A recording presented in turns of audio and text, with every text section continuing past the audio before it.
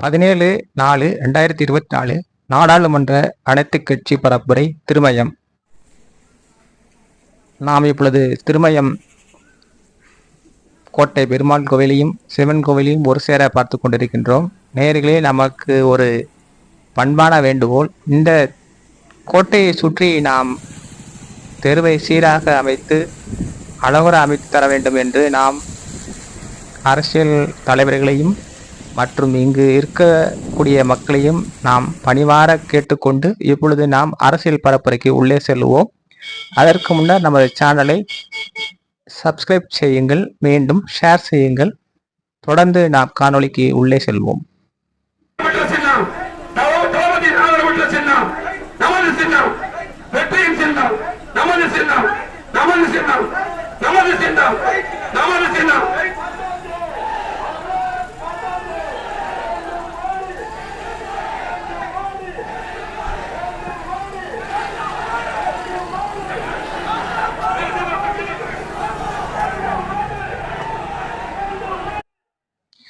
வணக்கம். இப்பொழுது நாம் பார்த்து கொண்டிருக்கும் சாலையில் தான் மீட்டிங் நடக்கிறது. இந்த சாலையிலிருந்து கோவிலுக்கு செல்லும் பாதைகளை நாம் சீரமைத்து மின் விளக்குகள் அமைத்து அழகாக இங்கு வரும் அமைச்சர்கள் மற்றும் அரசியல் பிரதிநிதிகள் இதை அழகுபடுத்தி தருமாறு நாம் அவர்களை மிகவும் பணிமன்னுடன் கேட்டுக்கொள்கிறோம். நன்றி நேயர்களே. மீண்டும் மக்கள் இங்கு வந்து செல்வதற்கு வசதியாக மிகவும் அருமையாக இருக்கும் என்று நாம் பணிவுடன் வேண்டிக் கொள்கிறோம். அனைவருக்கும் வணக்கம். நடைபெறுகின்ற நாடாளுமன்ற தேர்தலில் இந்தியா கூட்டணி நம்ம ஒவ்வொருத்தர் பேரையா சொல்லிட்டு இருந்தா ஒண்ணு போய் ஒண்ணு விட்டு போயிடும், வம்பா போயிடும்.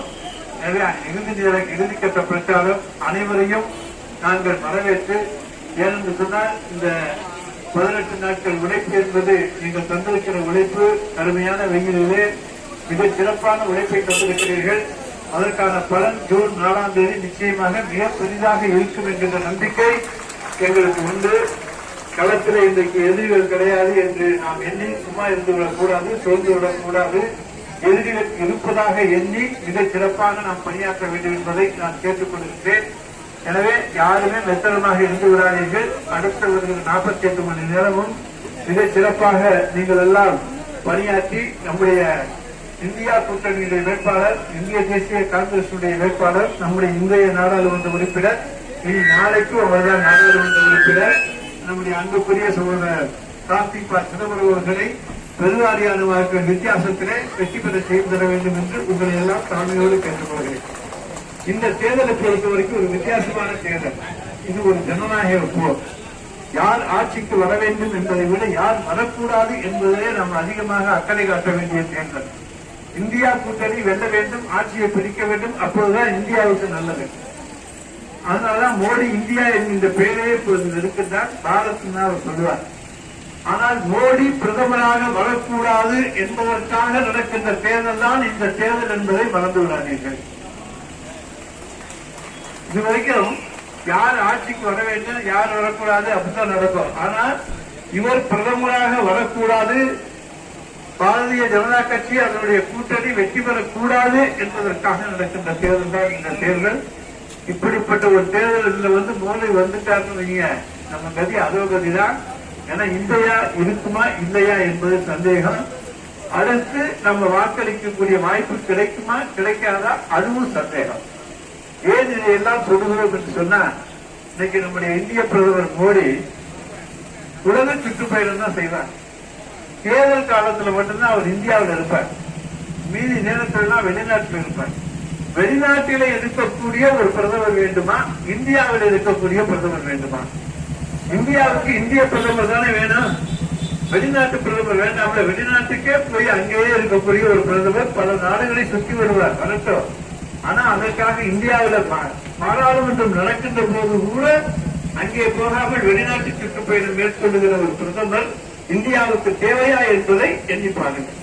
அந்த வெளிநாட்டு சுற்றுப்பயணமும் யாருக்காக பாத்தீங்கன்னா, அந்த பிளைட்ல போய் அவருக்கு பக்கத்துல ஒண்ணு அதானி இருப்பார், இல்லாட்டி அம்பானி இருப்பார். அந்த வெளிநாட்டுல போய் அந்த நாட்டு அதிபர்களோடு பேசி அவங்களுக்கு என்ன வேணுமோ சலுகைகள் அதை பெற்றுப் பெறுவதற்காக பயணம் மேற்கொள்ளக்கூடிய ஒரு பிரதமர் வேணுமா? அதையும் நினைச்சு பாருங்க. நம்ம பிரதமர் நமக்காக பாடுபடக்கூடியவரா இருக்கணும், அதை விட்டு அதானிக்கும் அம்பானிக்கும் ஏஜெண்டாக இருக்கக்கூடிய ஒரு பிரதமர் இந்தியாவுக்கு தேவையில்லை என்பதுதான் இந்த முடிவு. ஏன்னா மக்கள் முடிவு எடுத்துட்டாங்க, அதானி அம்பானியுடைய ஏஜென்ட் மோடி தேவையில்லை என்பதுதான். இன்றைக்கு நம்முடைய கடற்கரைகளை, இன்றைக்கு நம்முடைய துறைமுகங்களை எல்லாம் நம்ம வழிபடத்துல மேம்பாடு செய்கிறார். விமான நிலையங்கள் நம்முடைய வழிபடத்திலே மேம்பாடு செய்யப்படுகிறது. அதுக்கு பிறகு யாருக்கு தாரவார்த்து கொடுக்கிறார்? லீஸுக்கு அதானிக்கு அம்பானிக்கும் கொடுத்து விடுகிறார். எனவே அதானிக்கு அம்பானிக்கு லீஸுக்கு கொடுப்பதற்காக மக்கள் வழிபடத்தை வீணாக்க வேண்டுமா? அப்படி வீணாக்கக்கூடிய ஒரு பிரதமர் வேண்டுமா என்பதை நாம் சிந்தித்து பார்த்தாக வேண்டும். இன்னொன்னு சொல்றோம், அது என்ன சொல்றாரு, இது தேர்தலுக்கு பிறகு திமுக இருக்காது அப்படின்னு தான் சொல்றாரு. ஒன்றை மட்டும் சொல்லுகிறோம், மோடியோட ஒரிஜினல் கட்சி என்ன? பாரதிய ஜனசங்கம். தெரியுமா? யாருக்காச்சும் தெரியுமா? ஜனசங்கங்கிற கட்சி தாங்க அவருடைய ஒரிஜினல் கட்சி. அந்த கட்சி இன்னைக்கு கிடையாது. தான் கட்சியை காப்பாற்ற முடியாம அடுத்த கட்சியா பாரதிய ஜனதா கட்சி என்கின்ற வேடத்திலே இன்றைக்கு மக்களை ஏமாற்றிக் கொண்டிருக்கிற மோடி இன்றைக்கு திமுக இருக்காது, அந்த கட்சி இருக்காது, இந்த கட்சியா இருக்காது என்று சொல்வதற்கு எந்த யோக்கியதை இருக்கிறது? நீ தைரியம் இருந்துதான் ஒரு கட்சியிலே இருந்திருக்கணும், அந்த பேர்ல இருந்திருக்கணும். ஆனா ஜனசங்கம் என்கின்ற பேர் இந்திய மக்களிடம் எடுபடாது என்பதற்காக, இந்திய மக்களை ஏமாற்றுவதற்காக பாரதிய ஜனதான்னு பேரை மாத்துறாரு. மாற்றி ஏமாற்றி பார்த்தாரு. இப்ப சாயம் வெளுத்து போச்சு. 2024 மோடியை வீட்டுக்கு அனுப்ப போவது உறுதி. அதனாலதான் அவர் என்ன சொன்னார் நெல்லையில, தமிழ்நாட்டுக்கு நான் வருகிற கடைசி தேர்தல் பிரச்சாரம் இந்த பிரச்சாரம் என்று சொன்னவர் மோடி. அப்ப இனிமே அவர் தேர்தல் பிரச்சாரத்துக்கு வரமாட்டார்னா அரசியலை விட்டு ஒதுங்க போறார். அதற்காக நன்றி சொல்ல கடமைப்பட்டிருக்கிறோம். அதற்கு தமிழ்நாட்டில் தான் அவர் அந்த நன்றியை சொல்லியிருக்கார். அந்த விஷயத்தை சொல்லியிருக்கிறோம் தமிழ்நாட்டில் தான். இனிமேல் நான் தேர்தல் பிரச்சாரத்துக்கு வரமாட்டேன், இதுதான் என்னுடைய கடைசி தமிழ்நாட்டில் நான் செய்கிற கடைசி தேர்தல் பிரச்சாரம் சொல்லிட்டு போயிட்டாரு. அதனால அதனுடைய அர்த்தம் என்னன்னா அவர் அரசியலை விட்டு ஒதுங்கிடுவார். ஏன்னா எதிர்கட்சி அரசியல் அவர் உட்கார பிடிக்காது.